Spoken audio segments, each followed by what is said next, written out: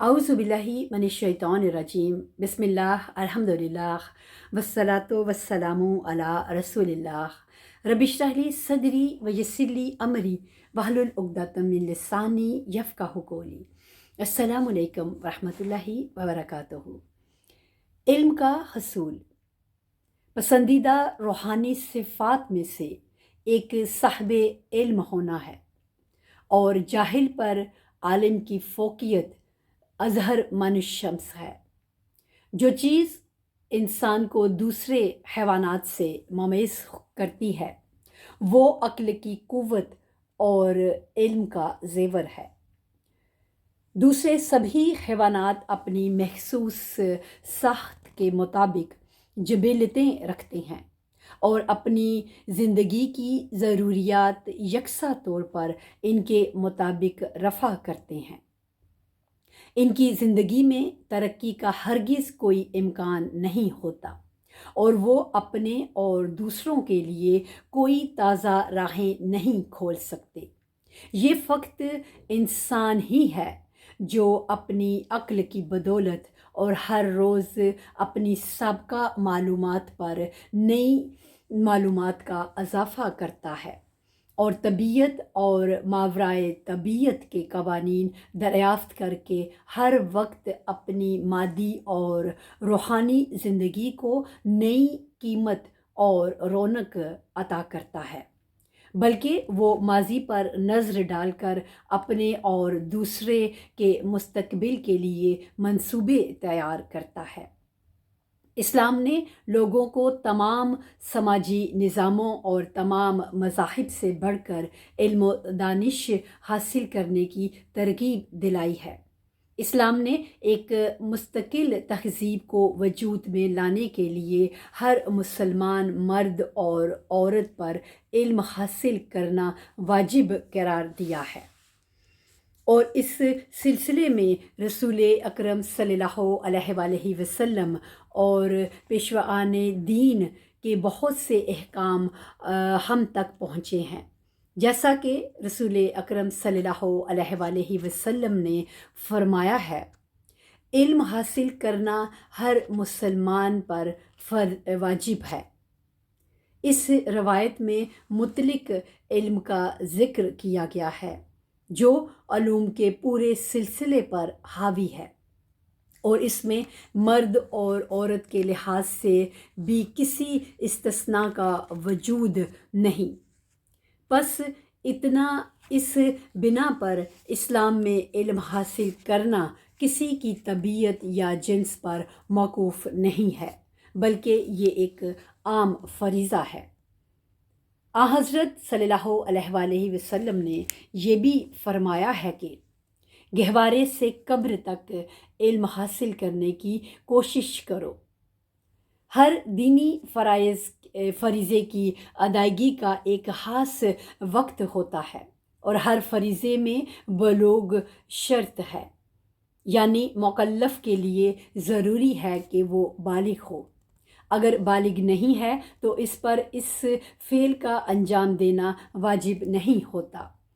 بعض دینی واجبات ایسے بھی ہیں جن سے انسان بڑھاپے اور کمزوری کے عالم میں مستثنی قرار دیا جاتا ہے، تاہم علم و دانش کا حاصل کرنا انسان کی پیدائش کے دن سے اس کے مرنے کے وقت تک، یعنی زندگی کے تمام مرحلوں میں واجب ہے۔ اس اصول کی بنا پر ایک مسلمان کے لیے ضروری ہے کہ وہ اپنی تمام عمر میں علم و دانش حاصل کرے اور ہر روز اپنی معلومات میں اضافہ کرے۔ اس حدیث شریف نے اس فریضے کے وقت میں بھی توسیع کر دی ہے اور اس میں عمومیت پیدا کر دی ہے۔ حضرت صلی اللہ علیہ وآلہ وسلم نے یہ بھی فرمایا ہے کہ علم حاصل کرو خواہ چین میں ملے۔ ایک اور حدیث میں آپ نے فرمایا ہے کہ علم و دانش وہ سب سے قیمتی چیز ہے جسے مومن نے گم کر دیا ہے، اگر اس سے اس کا سراغ چین یعنی دنیا کے دور دراز نقاط میں بھی ملے تو اسے چاہیے کہ اس کے پیچھے جائے۔ اس حکم کے مطابق ہر مسلمان کا فرض ہے کہ وہ علم حاصل کرے، خواہ اس کے حصول کے لیے اس سے دور دراز کا سفر ہی کیوں نہ اختیار کرنا پڑے۔ بس اسے چاہیے کہ ہر قیمت پر جائے اور اپنے گمشدہ مال کو اپنے قبضے میں لے آئے۔ اسی طرح آپ صلی اللہ علیہ وآلہ وسلم ایک اور حدیث میں فرماتے ہیں، علم و حکمت مومن کی گمشدہ متاع ہے، اسے چاہیے کہ اسے جس کے پاس سے بھی پائے حاصل کرے۔ اس معنی میں علم حاصل کرنے کے لیے واحد شرط یہ ہے کہ علم صحیح ہو اور انسانی معاشروں کے لیے مفید ہو۔ اسلام تخلیق کے بھیدوں سے واقفیت حاصل کرنے اور آسمان و زمین، انسانی فطرت، اقوام کی تاریخ اور سابقہ قوموں کے آثار، فلسفہ، ریاضی اور طبعی علوم وغیرہ کے بارے میں غور و فکر کرنے پر بے حد زور دیتا ہے۔ اسی طرح اخلاقی اور شرعی مسائل، اخلاق اور اسلامی حقوق اور مختلف اقسام کے ایسے ہنر سیکھنے کی اسلام میں بہت زیادہ تاکید کی گئی ہے جو انسان کی زندگی کو اسلوب بخشے۔ رسول اکرم صلی اللہ علیہ وآلہ وسلم کی نظر میں علم کی اس قدر اہمیت تھی کہ جب جنگ بدر میں کئی ایک کفار مسلمانوں کے ہاتھوں میں اسیر ہو گئے تو حضرت نے حکم دیا کہ ہر ایک قیدی کو خاصی بڑی رقم دے کر آزاد کر دیا جائے۔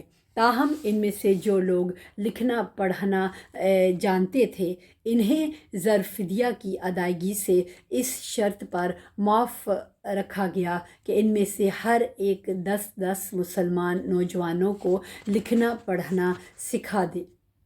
اس دنیا میں یہ پہلا موقع تھا کہ تعلیم بالغاں کے لیے ایک مکتب قائم کیا گیا اور تاریخ عالم میں یہ عظیم افتخار مسلمانوں کے نام پر ثبت ہوا۔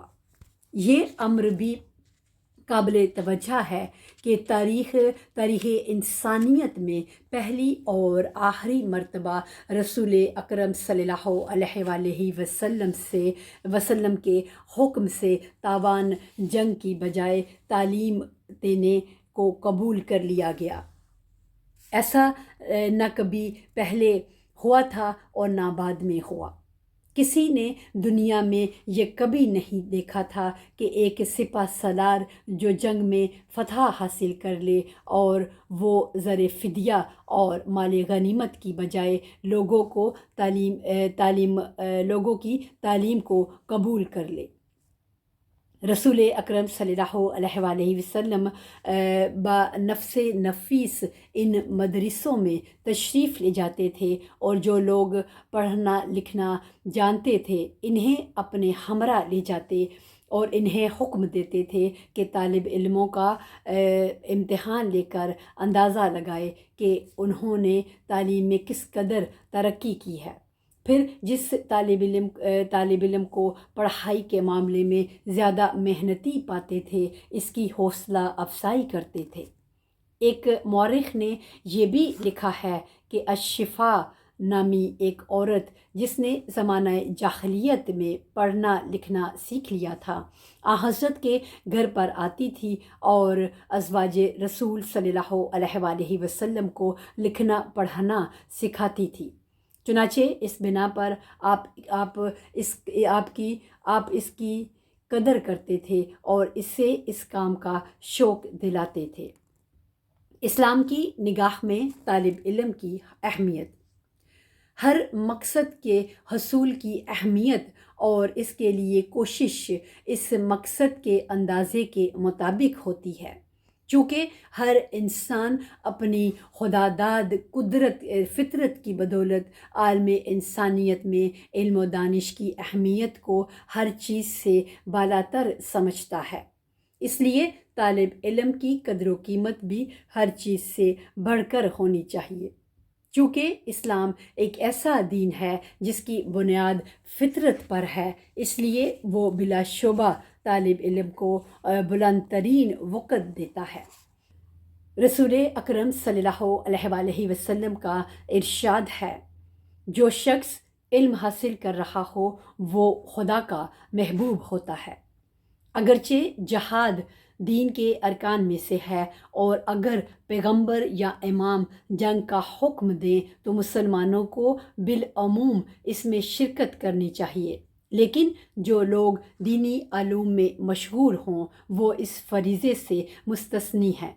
نیز یہ بھی ضروری ہے کہ مسلمانوں کی ایک بڑی تعداد ہمیشہ علمی مراکز میں علم حاصل کرے، جیسے اللہ تعالیٰ فرماتا ہے کہ مسلمانوں کو یہ نہیں کرنا چاہیے کہ سب کے سب جہاد کرنے کے لیے نکل کھڑے ہوں، بلکہ یہ ضروری ہے کہ ہر قوم میں سے ایک گروہ علمی مراکز کی جانب رجوع کرے، وہاں دین کے حقائق سیکھے اور واپسی پر اپنی قوم کو اسلام کی تعلیمات سے آگاہ کرے۔ سورہ توبہ آیت 122۔ استاد کی اہمیت۔ استاد ایک ایسی گرم اور روشن مشعل ہے جو فضیلت کی روشنی سے قوت حاصل کرتی ہے تاکہ جہالت اور ناخواندگی کو روئے زمین سے مٹا دے۔ استاد وہ ہستی ہے جس کے ہاتھ سے کور دل اور نادان اشخاص دانا اور بینا بن جاتے ہیں، اور علم و دانش کے روشن چراغ کی مدد سے مقدس وادی اور نیک بختی کی بہشت کی جانب گامزن ہو جاتی ہیں۔ اسی بنا پر دین اسلام میں استاد کا احترام لازم ہے اور اس کی اطاعت واجب ہے۔ اسلام کی نگاہ میں استاد انسانی معاشروں کی سب سے زیادہ مقدس اور سربلند ہستی ہے۔ استاد کو جو بلند مرتبہ حاصل ہے وہ امام علی علیہ السلام کے اس قول سے ظاہر ہے، جس شخص نے مجھے ایک حرف پڑھایا اس نے مجھے اپنا غلام بنا لیا۔ یہ حکیمانہ الفاظ استاد کے مرتبے کی بلندی کے سلسلے میں بے حد قیمتی ہیں۔ آپ علیہ السلام نے یہ بھی فرمایا ہے کہ انسان 3 قسم کے ہوتے ہیں، اول عالم ربانی، دوسرے وہ جو اپنی اور دوسروں کی فلاح کے لیے علم حاصل کرتے ہیں، اور تیسرے وہ جو عقل و دانش سے عاری ہوتے ہیں۔ یہ لوگ یعنی تیسرے گروہ سے تعلق رکھنے والے ان مکھیوں کی مانند ہیں جو چوپایوں کے بدن پر بیٹھتی ہیں اور جو ہوا چلتی ہے اس کے ساتھ ادھر یا ادھر چلی جاتی ہیں، یا جدھر سے بدبو سونگھتی ہیں اسی طرف چل دیتی ہیں۔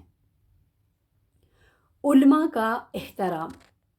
قرآن مجید علماء کی قدر و منزلت اور عظمت کے بارے میں فرماتا ہے کہ جو لوگ ایمان لائے اور جو علم سے بہرہ مند ہوئے خدا ان کے درجے اور مرتبے بلند کرتا ہے۔ سورہ مجادلہ آیت 12۔ رسول اکرم صلی اللہ علیہ وآلہ وسلم کی نظر میں علماء کی اتنی قدر تھی کہ آپ فرماتے ہیں کہ ایک عالم کی موت کے مقابلے میں ایک قبیلے کی موت زیادہ آسان اور کم نقصان دہ ہے۔ نیز خداوند تعالیٰ ایک اور آیت میں فرماتا ہے کہ کیا دانا اور نادان برابر ہیں؟ فقط وہی نصیحت حاصل کرتے ہیں جو عقل مند ہے۔ سورہ زمر آیت 9۔ اس معنی میں عالم اور جاہل کبھی بھی برابر نہیں ہوتے، اور ایک عالم اور دانش مند ہر شخص پر ذاتی برتری رکھتا ہے جو علم سے بے بہرہ ہو۔ اس آیت شریفہ سے یہ بھی پتہ چلتا ہے کہ قرآن مجید کی نظر میں علم فقط علم دین سے مخصوص نہیں ہے، بلکہ ہر وہ چیز علم ہے جو انسان کو بصیرت اور روشنی بخشے، اور دنیاوی اور اخروی امور میں اس کی مدد کرے۔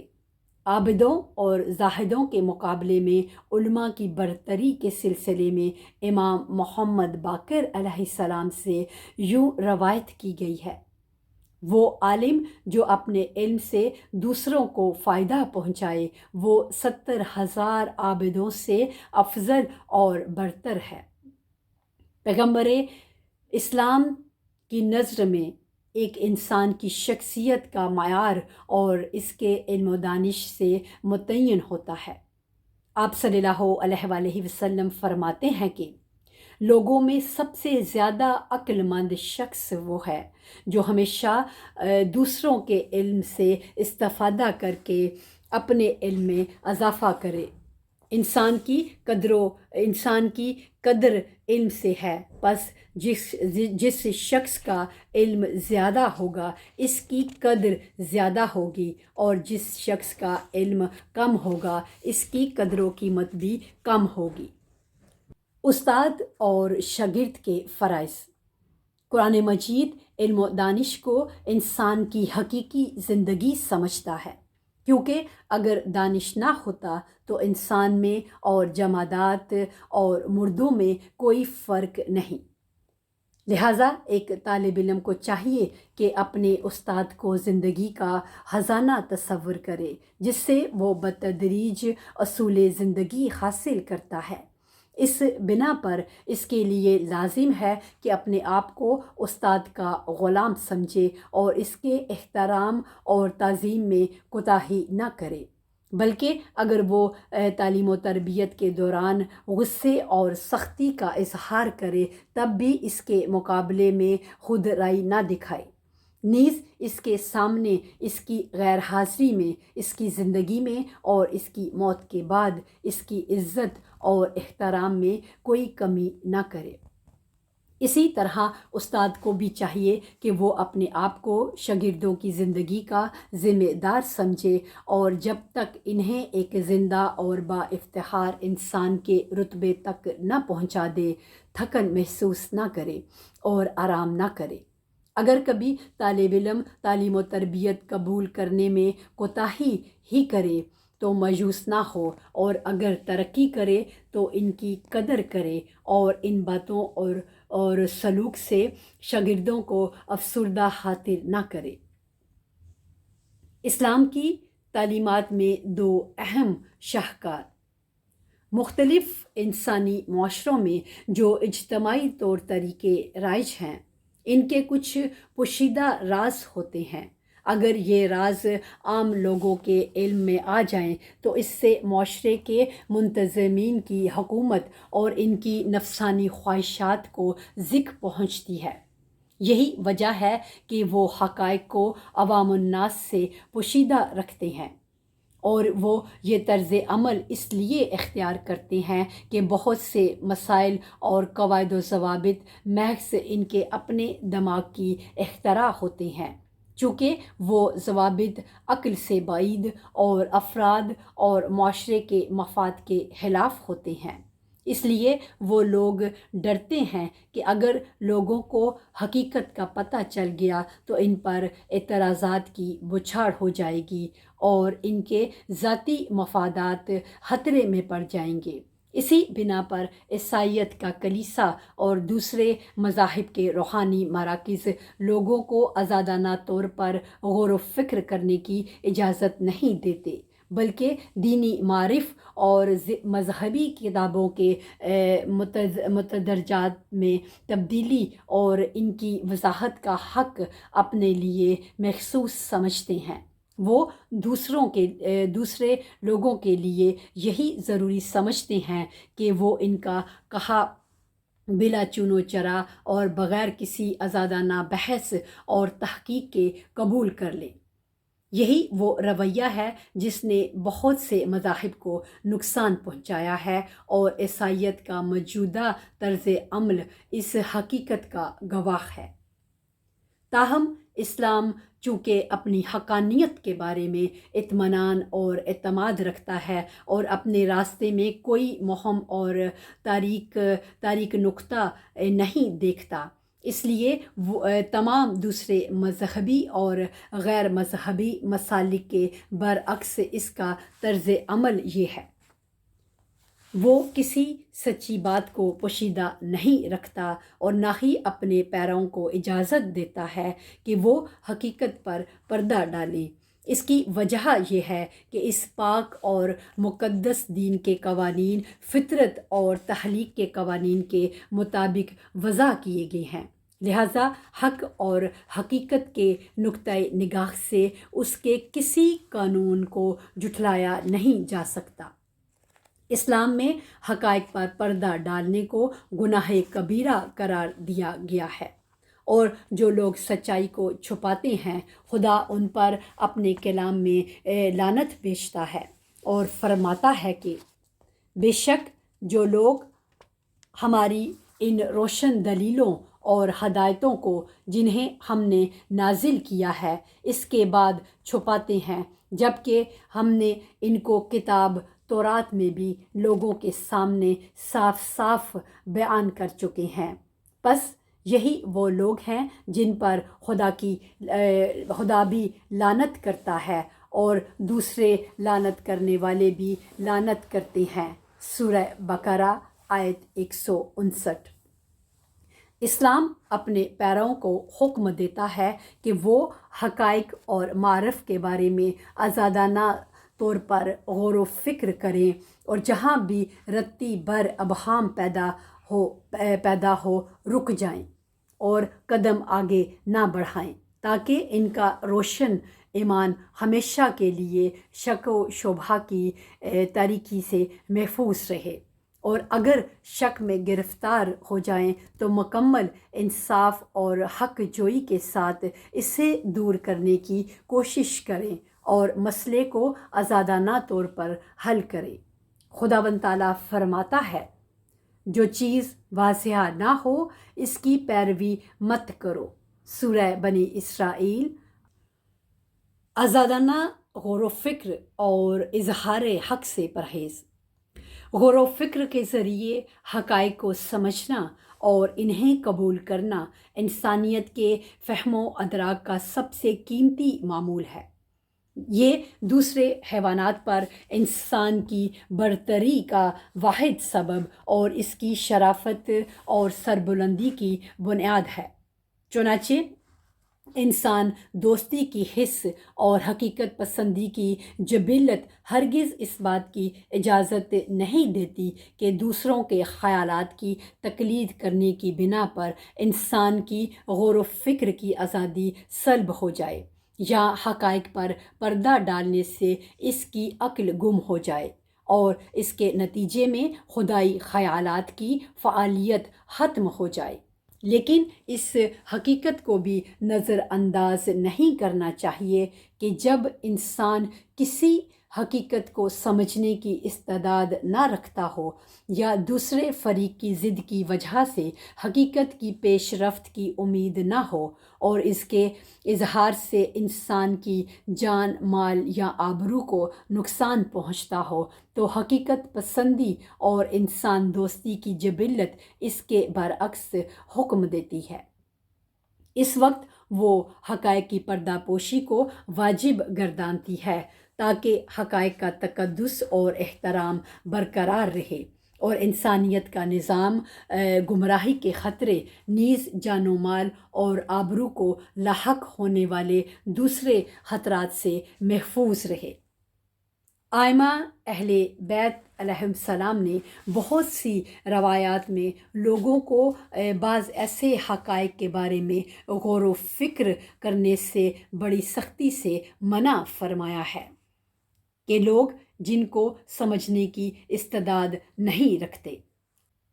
خدا نے اپنے کلام میں 2 مواقع پر حقیقت کی پردہ پوشی کو مجازی تقیہ شمار کیا ہے، سورہ العمران آیت 28 اور سورہ نحل آیت 106۔ نتیجہ: اسلام بعض حالات میں نہ صرف یہ کہ حق و صداقت کو پوشیدہ رکھنے سے منع نہیں کرتا بلکہ اسے ضروری قرار دیتا ہے۔ نمبر 1، تقیہ کے موقع پر، یہ وہ مقام ہے جب حق کی پیش رفت کی امید نہ ہو اور اس کے اظہار سے جان مال یا آبرو خطرے میں پڑ جائے۔ نمبر 2، جب ایک شخص حق کو نہ سمجھ سکتا ہو اور اس کا اظہار اس کی گمراہی کا موجب ہو یا اس حق کی سبکی اور توہین ہوتی ہو۔ نمبر 3، جب استعداد نہ ہونے کی وجہ سے آزادانہ غور و فکر حق کو الٹا کر دکھائے اور گمراہی کا موجب بن جائے۔